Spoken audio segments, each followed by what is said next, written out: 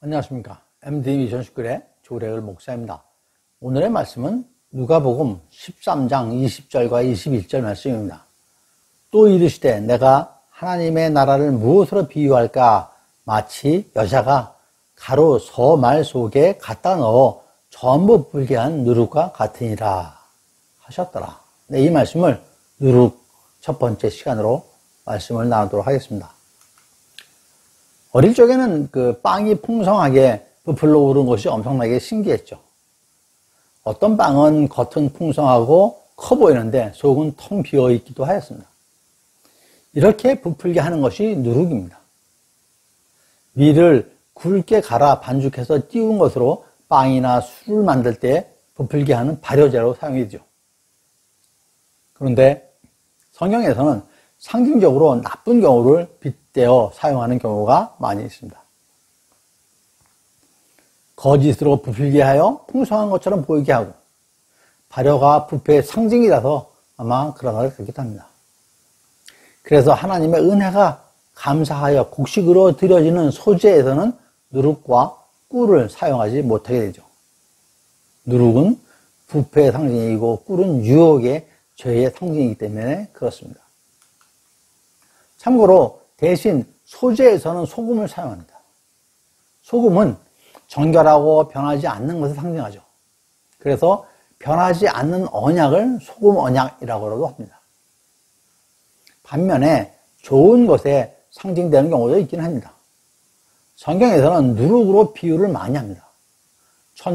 본문의 그 천국의 누룩 비유는 마태복음 13장 33절에도 등장하는데 그 당시에 백성들이 많이 사용한 것으로 쉽게 이해하기 위해서 아마 누룩을 사용하였던 것 같습니다. 성경의 비유는 그 시대의 일반 백성이 이해하기 쉽게 당시의 생활 속에 나오는 것들이 대부분입니다. 생배와 헌옷 비유라든지 새 포도주와 새 가죽부대 비유, 양 비유, 청지기 비유 등이 그렇습니다. 누룩은 사용처와 목적으로 인해서 주로 죄와 정치적 부패와 불의, 외식과 거짓 교훈, 배교, 윤리도덕적 타락 등에 주로 비유가 되죠. 반면에 오늘의 본문은 좋은 의미로 비유된 것입니다. 천국이 누룩과 같다고 하신 것이죠.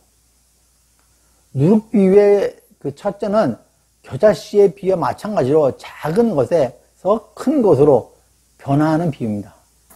누룩은 천국 백성인 그리스도인인 것이죠.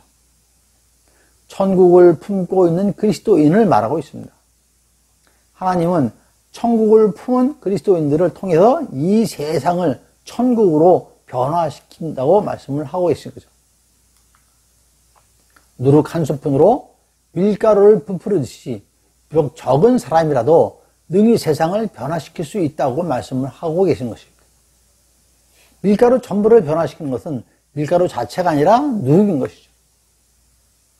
믿음이 사람은 누룩과 같은 존재가 되어야 한다고 합니다. 그리스도인들은 이 시대에 누룩이 되어야 한다고 말씀을 하고 계시죠. 지난주 말씀인 그 겨자씨는 천국 그 자체로서 천국이 자라가는 것이지만 천국이 겨자씨로부터 나무가 될 때까지 자라가는 것입니다. 학자들은 보통 겨자씨가 외적 성장을 통해 큰 나무가 되었다면 누룩 자체는 성장하는 것이 아니지만 모든 가루에 영향을 미치는 내적 성장을 이루는 것이라고 얘기도 합니다. 나는 비록 약한 존재이지만 누룩과 같이 주변을 크게 변화할 수 있는 존재라는 것이죠. 가장 낮은 자리에서 가장 겸손하게 오신 예수님께서 세상을 바꾸어 놓으셨듯이 천국 백성인 그리스도인들은 세상을 충분히 바꿀 수 있는 그런 존재라는 것입니다.